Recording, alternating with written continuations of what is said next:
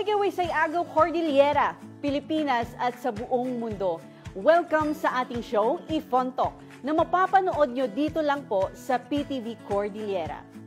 Ako po si Grazel Yoga na makakasama nyo sa pagdiskubre ng iba't ibang kultura, tradisyon, values at inspiring stories na hango sa buhay ng mga Igorot dito man o abroad.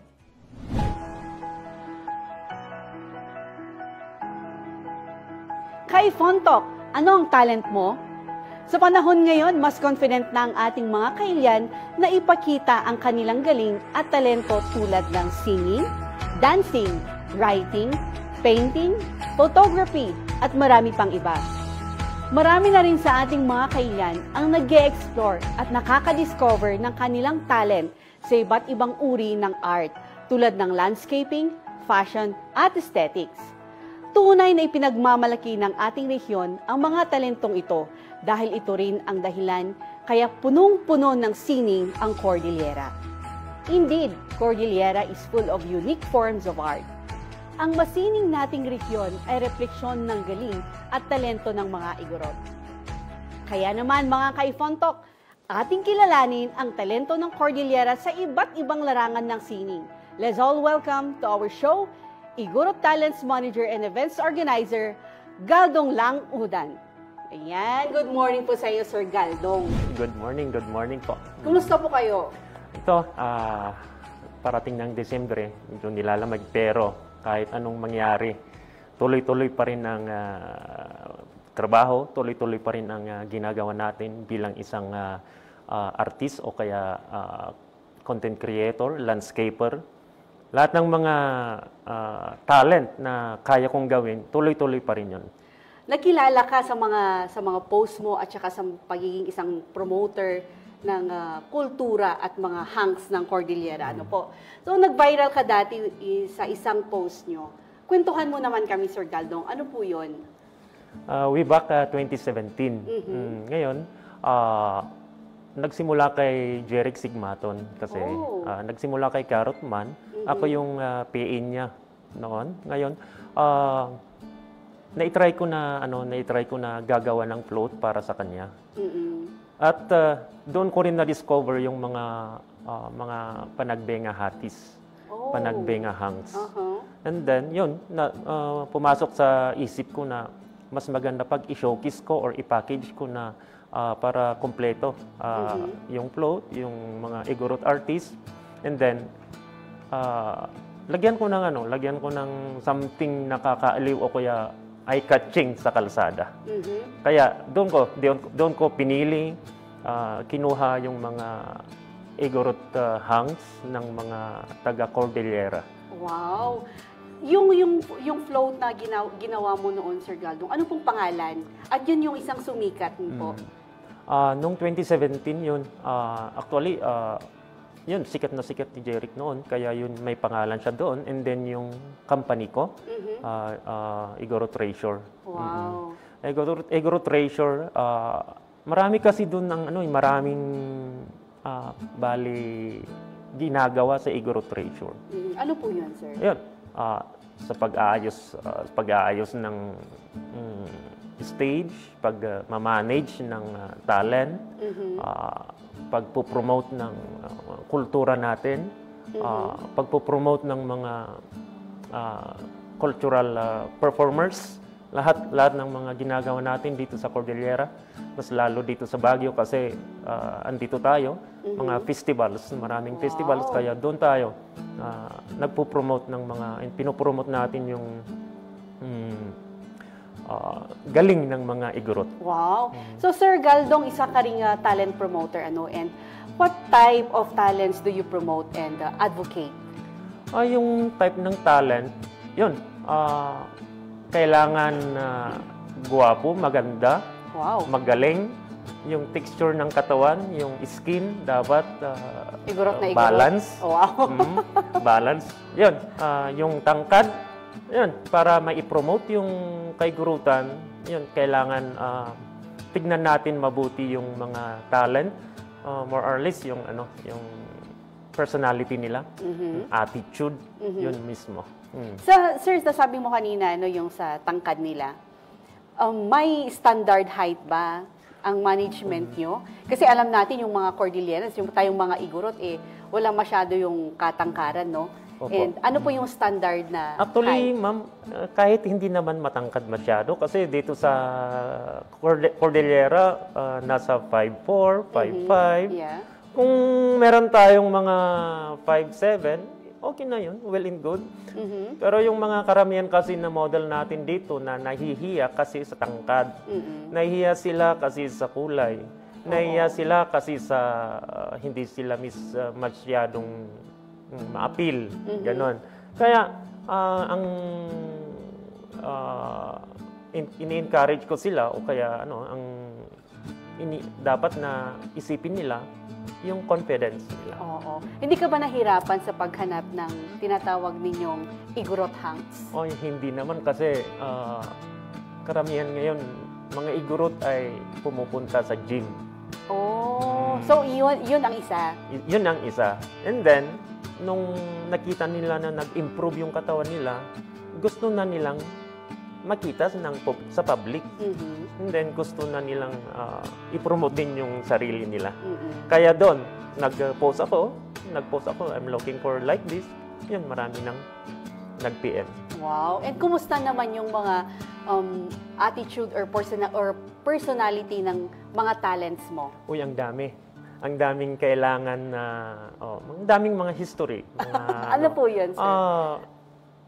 Hindi natin maiwasan na may mga iba-ibang klase ng attitude, ng ugali. Kasi alam natin, pag sumikat tayo, yun, may something. Pero hindi dapat yun. Before that, yun yung unang i-advise natin sa talent. I-guide lang sila. I-guide natin sila. I-EC natin sila. Education na information. Oo. Para pagdating sa punto na sila na ay andito, aware na sila. Oh, galing So sa dinami-dami ng mga ginagawa niyo, Sir Galdong, you ventured into another business. Yes. Which is event organizing and arrangement. Anong mga events ang hinahandle mo? Kasi ako hindi ako nagpo-focus ng iisa. Kailangan mag-focus ako ng 4 or 5. Wow, galing. Para just in case na mawala yung isa o kaya nag-down yung isa, meron pa yung 3. Wow, galing Kaya kailangan very very knowledgeable o kaya kung anong nasa sa atin, i-improve natin, i-develop natin kagaya ng flower arrangement, landscaping, pagdi-design ng structure o kaya resort. Kung hindi naman natin pinag-aralan yun Hindi naman ako architect, hindi naman ako engineer. Wow. Pero yun nga, God give me this talent. Oo naman. Sa landscaping or flower arrangement or sa mga ginagawa niyo, Sir Galdong, naipapakita mo ba yung identity ng isang Igorots through that landscaping? Yes po. Naipapakita ko yung ugali o kaya katauhan bilang isang Igorot sa mga ginagawa ko kasi yun, doon ko ginagawa, doon lumalabas yung talent ko bilang isang Igorot na nabubuo yung design. Sa akin mismo galing, I'm a full-blooded Igorot. Sa akin mismo galing kung anong lumalabas, anong kailangan na gawin, anong unang gawin, at doon nabubuo na yung design. Wow, ang galing naman, So, Sir, pati ba sa mga float, mga ganun na ginagawa nyo, nakikita rin ba yung pagka-Igorot ng isang... Yes po, nakikita rin. Kasi yung design mismo is with touch of ethnic, with touch of Cordilleran touch. Wow. Kaya kailangan, yun ang hindi dapat mawala. Totoo po yun. So ayan mga ka-Ifontok, una pa lang yan sa ating kwentuhan kasama si Galdong Lang Odan, mas magiging exciting pa ang ating talakayan sa pagbabalik ng Ifontok.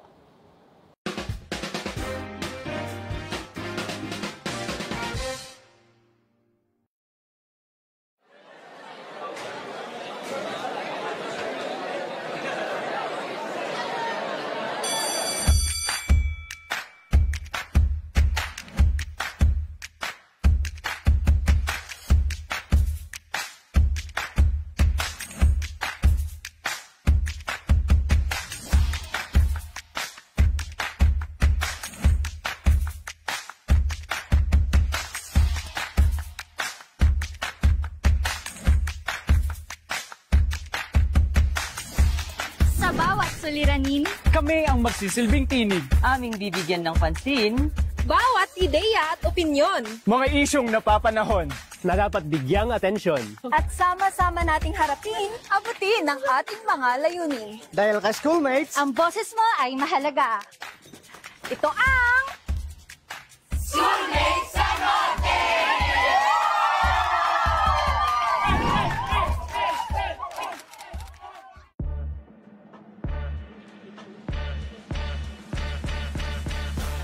Tara sa Angkor Wheel at tuklasin natin ang proseso ng paggawa nila ng masarap, unique at high quality pizza. Una, ihahanda muna ang dough at lalagyan ng cheese ang bawat gilid para mas maging malasa at cheesy ang crust. Pagkatapos ay ikakalat na dito ang sauce at pupunuin ng fresh toppings like onions, bell pepper at maraming cheese. Ibibake muna ito at pagkatapos, pwede mo nang ma-enjoy ang pizza fresh from the oven. I-satisfy mo na ang iyong pizza cravings dito lang sa Angkor Wheel.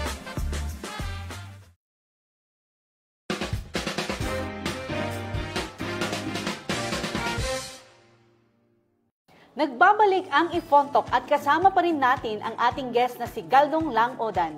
Napapanood tayo tuwing Miyerkules ng hapon sa Facebook page ng PTV Cordillera at pati na rin sa aming YouTube channel. Like, follow, and subscribe na mga ka-Ifontok. Ayan. So Sir Galdong, napansin namin sa post mo na mahilig ka sa landscaping and meron kang landscaping entries or commissioned work sa Adivay. Isa ba ito sa iyong mga passion? Oo naman. Kasi since before is nakita nila yung ginagawa ko and then naipromote ko naman sa lugar namin. And then, yun, kinuha nila ako. Ikaw nga, mag-ayos doon, mag-ayos doon. Ngayon, doon, yung sinabi ko kanina na doon lumalabas yung galing ng isang igurot. Oo. When did you realize na meron ka palang ganong talento? Matagal na nung bata pa ako. Yun, mahilig ako sa halaman. Mahilig ako sa yung backyard gardening. Wow. Doon mo linalabas ang landscaping. Doon ko ginagawa. Pag sa bahay, yun, inaasikaso ko, nag-aayos ng mga bato-bato until na-develop ko siya, until na nakikompete ako sa Panagbenga landscaping. Wow. Yun. Doon na, the more na na-develop, the more na nadagdagan yung kaalaman ko sa pag-landscape. Wow. So, sir, may nag-i-invite din po ba sa inyo because of that landscaping talent mo outside dito sa atin? Meron po. Pag, nung sa Panagbenga, yun, sumasabay yung marketing namin doon. Wow. Yung landscaping namin doon, pagkatapos yung nagawa, nakikita na yung output.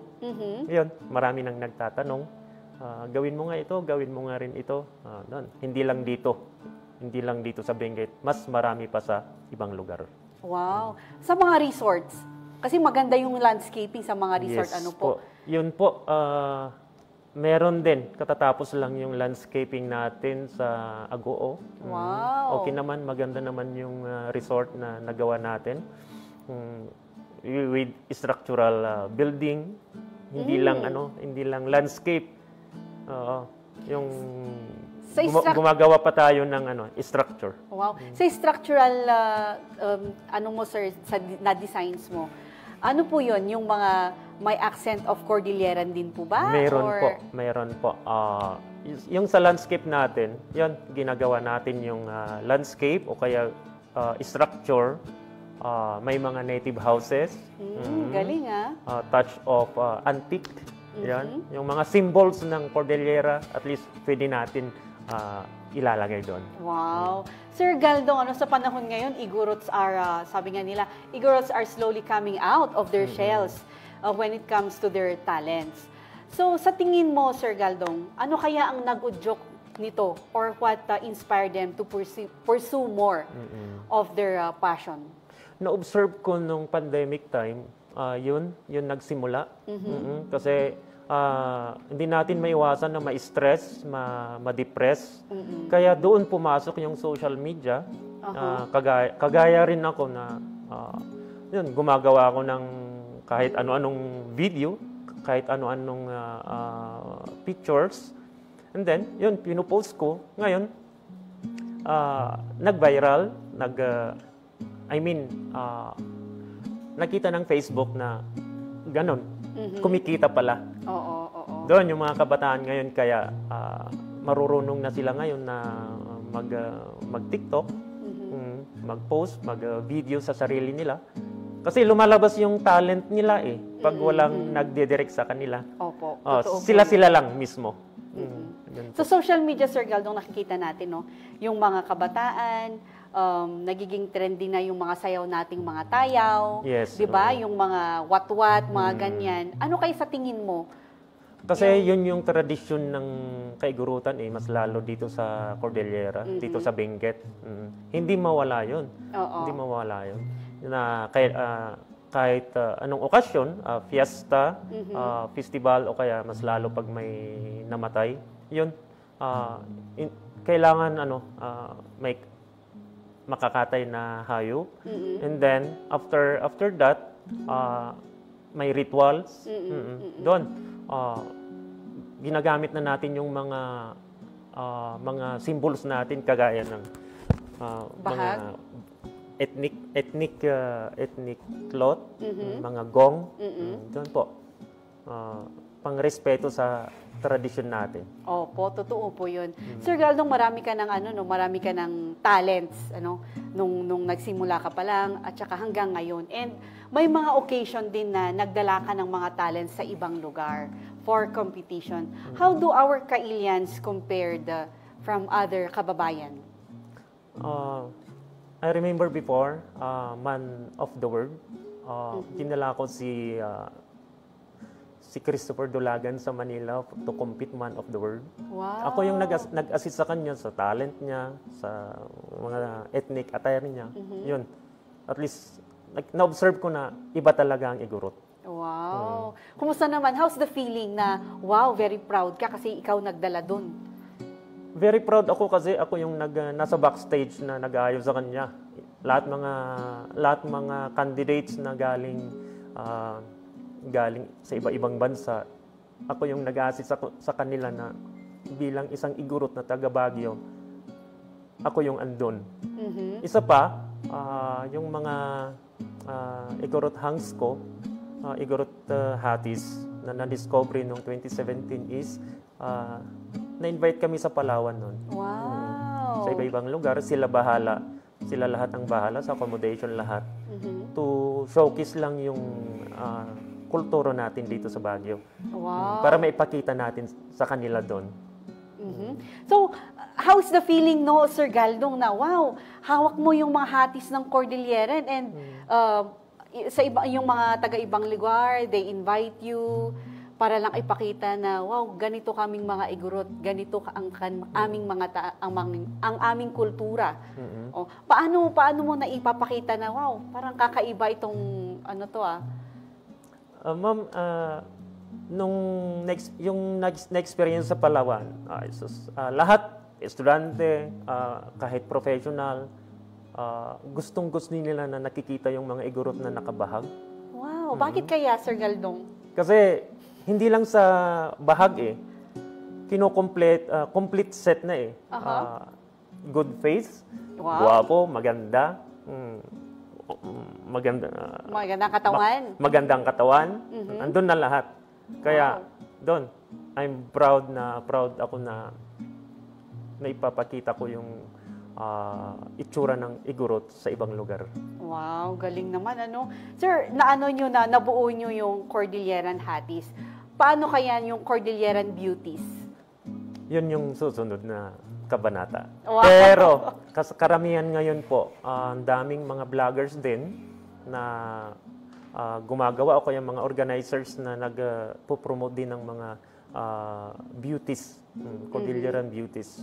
Ayan. So, nakikilala talaga ang Cordillerans through sa mga pananamit, pangangatawan, and of course, sa kagandahan at kagwapuhan ng mga Igorot. So, ayan mga ka-Ifontok, marami pa kayong aabangan sa episode natin ngayong hapon. Kaya naman, huwag maglilipat ng channel. Magbabalik pa ang Ifontok.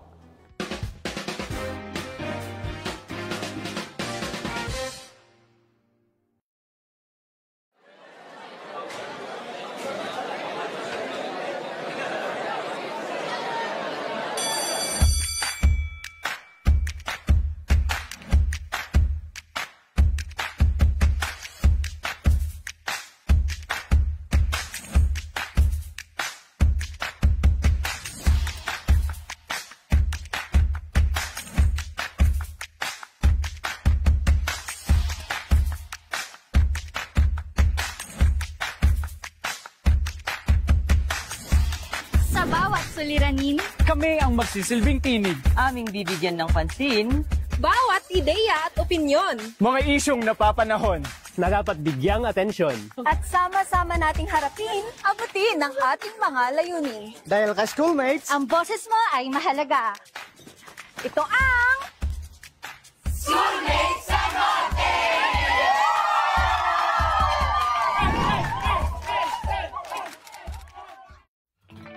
Noong 2022, sinimulan ng construction ng aquatic center na ito na parte ng Wangal Sports Complex.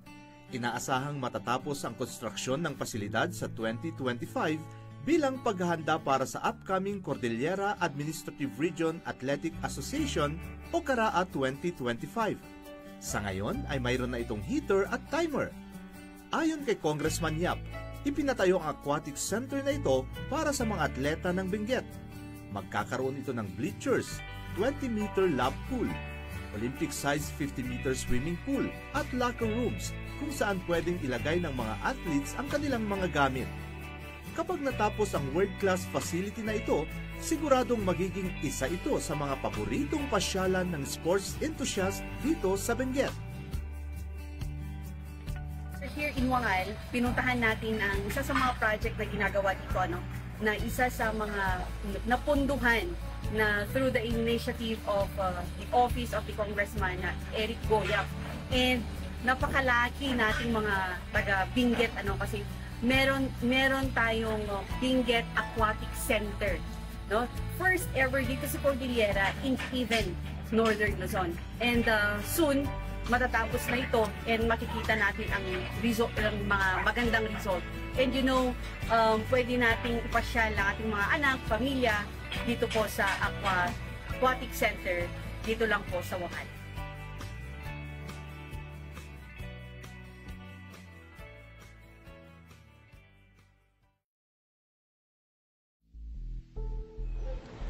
Ngayon po, yung ating sports complex ay unti-unti nang nabubuo. Yung pong oval natin ay tapos na po, may bleacher na po yan. At nakita naman natin ng Adivay, ang sarap sa pakiramdam kapag nakikita natin yung development sa ating probinsya.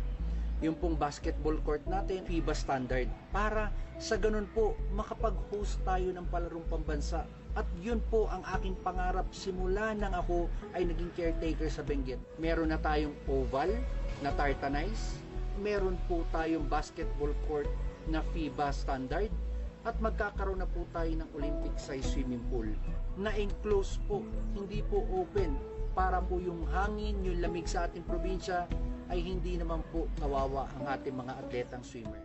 Kaya nga tayo ay sumusuporta sa lahat ng sports, at sa ganun maraming kabataan ngayon na nahihikayat na sumali rin at makipag-compete din. Kaya nga po ang sports ay napakalaking bagay sa ating buhay.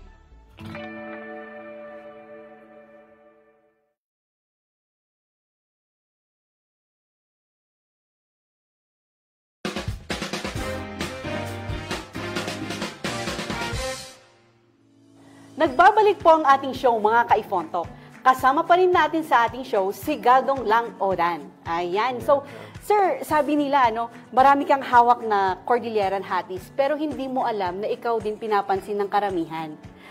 Kamukha mo daw o ka-look-alike mo daw si Arnold Schwarzenegger. No. Wow! So, how does it feel? Totoo ba?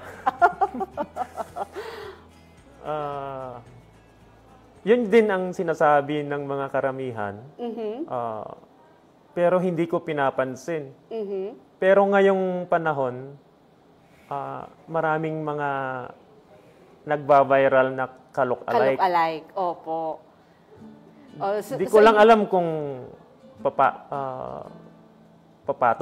papasok ito or hindi, itry natin. Wow! Oo nga po, sir. Kasi may parang magkamukha nga naman. O, di ba? So, sir, ito in your opinion, kung meron, kasi marami ka ng, marami ka ng hawak na talent ng mga igurot. And I'm sure marami ka ring napapansin sa kanila. And in your opinion, sa mga talent mo, sir, ano kaya yung mga nangingibabaw at bukod-tanging talento or kultura na pinapakita ng inyong mga talents? Mga na-observe ko sa kanila, hindi lang sa atin, hindi lang sa mga talent, pati sa lahat ng kaigurutan is yung binadang, yung bayanihan system. Kahit anong okasyon, kahit anong festival, andun yung tulungan, yung binadang na without asking any. Wow, oo. So, pag kayo, sir, kasi gumagawa kayo ng mga float, may mga tumutulong din ba? Actually, meron po, pero kailangan din nila yung yung commission. Pag ganong may contest na. Oo, pero pag when it comes to community events, mga ganon, maraming tumutulong na walang hinihingi. Ayan, di ba? So, Sir Galdong, sa iyong projects or promotions, how do you advocate our culture as Igorots? And ano ang isang katangian ng ating kultura ang proud kang ipagsigawan? Wow! I'm very proud na magagaling ang mga Igorot. Madiskarte. Wow, oo. Madiskarte yung mga Igorot kahit anong level ka. Basta confidence ka sa sarili mo, madiskarte. Yun. At the same time, yung bayanihan, yun gusto kong ipagsigaw na magagaling ang mga Igorot, madiskarte at natataraki. Oo naman, di ba? Yung bayanihan, sir, hindi lang kasi dito sa atin nakikita. Opo. Even sa abroad, di ba? Yes. Lalo na pag for a cause, yung mga ganyan na ginagawa dito sa atin, yung mga nasa abroad, they send their tulong, di ba? Binibigay nila yung tulong. Yun nakikita yung pagiging isang Igorot. Yes po. Yan. Mas lalo po pag may kailangan o kaya concert for a cause o kaya may mga nangangailangan din. Yung mga kaugalian ng mga Igorot, yun, giver sila. Yes. Ayan, kasi napag-usapan natin ang ganyan, yung charity. Kasi nakita ko, sir, kayo din pala gumagawa kayo ng charity. Yes charity po. Events. Entire Togon, yun po, nagdadala ako ng mga diapers, yung mga kailangan ng mga bedridden sa kanila. Wow. Door to door po. Kasi alam natin na hindi nila kaya. Kaya ako na po ang nagdadala sa kanila. Entire Togon, mga almost 180 pasyente. Wow. Sir, kailan pa kayo nag-start nito? Nag-start ako after pandemic. After pandemic, kasi na-COVID din ako noon. And then after that, yun, nakita ko, na-observe ko na marami ring nagbibigay sa akin ng tulong. Kaya yun, nag-post ako nung nagbigay ako ng diaper sa isang pasyente, isang beneficiary in post ko, yun, marami nang nag-react na tulungan din natin siya. Oo. Yun, nag-support din sila, nagbigay din sila. So, ano naman ang reason or ano ang nag-udyok sa inyo, Sir Galdong? Bakit mo pinasok ang charity event? Ang nag-udyok sa akin is parang doon din lumuluwang yung pakiramdam ko. Pag nakakatulong ako, yun din, doon din lumuluwang yung pakiramdam ko na in spirit, lumalabas yung happiness ko. Lumalabas yung happiness ko na yun, maganda. Kumusta naman ang acceptance ng mga beneficiaries mo? Yun yun, mas lalo pong nakakataba ng puso. Hindi nila ina-expect na may tulong na darating sa kanila. At yun, masaya din sila kasi kahit papaano may tumutulong sa kanila, hindi sila nag-iisa. Sa paggawa mo ng mga ganitong charity event, Sir Galdong, mag-isa mo lang ba itong ginagawa? Noon, mag-isa ako. Hanggang ngayon, nag-iisa rin. Kasi talagang single movement. Wow. So until now, ginagawa mo pa rin? Ginagawa ko rin yun po. Kasi marami akong inaasikaso sa buhay. Kahit single tayo, marami tayong inaasikaso sa gardening, sa landscaping, sa talent, sa mga talent. Yun. Pero sinasama ko pa rin yung pagbibigay ng charity sa mga nangangailangan. Ng tulong. Ng tulong. Wow. Grabe, madami ka palang ginagawa sa buhay, Sir Galdong. Hindi lang sa paghahanap ng talents, hindi lang sa pag-discover ng mga galing ng mga igurot dito sa atin. At hindi lang yung pag-discover ng inyong talento, pati pala yung charity ginagawa mo. Yes, And po. I'm sure marami ka pang matutulungan. And sir, matanong ko lang, ilang beneficiaries na ang natulungan mo? Umaabot na po na 80. Wow, 80. Kahit isang diaper, kahit walang pagkain, kahit diaper kung anong meron, dinadala ko sa kanila. Mga 50% doon, namatay na. Oh. So, Hopefully kumusta naman, how's the feeling na yung mga natulungan mo umuwi na Pumanaw na. Yan. Sana rest in peace. Rest in peace sila, nakapagpahinga na sila. Yung mga natulungan mo, Sir Galdong, until now ba, nami-meet mo yung mga families nila? And Yes kumusta po. naman ang Ang impact doon is ganito. Ang impact doon, yung mga immediate family nila, mga membro ng family, yun ang hindi nila makakalimutan kung sinong nagdala ng tulong sa kanila. Wow, ang galing Ito, Sir Galdong, ano kaya ang message mo rin sa mga natulungan mong pamilya? Ang message ko sa kanila, para sa ating lahat, makontento tayo kung anong meron tayo.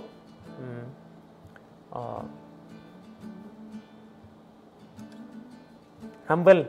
Always humble. Always humble. At saka yung nasabi ko kanina na kahit wala tayong natapos, go nang go. Diskarte sa buhay para mabuhay.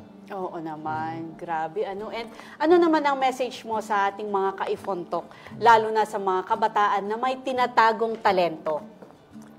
Para sa mga youth of today, para sa mga kabataan ngayon, na-observe ko na sumasabay pa rin yung stress or depression sa kanila. No retreat. No retreat, surrender. no surrender. Wow. Kahit anong mangyari, mga youth, make yourself busy. Natututo habang gumagawa.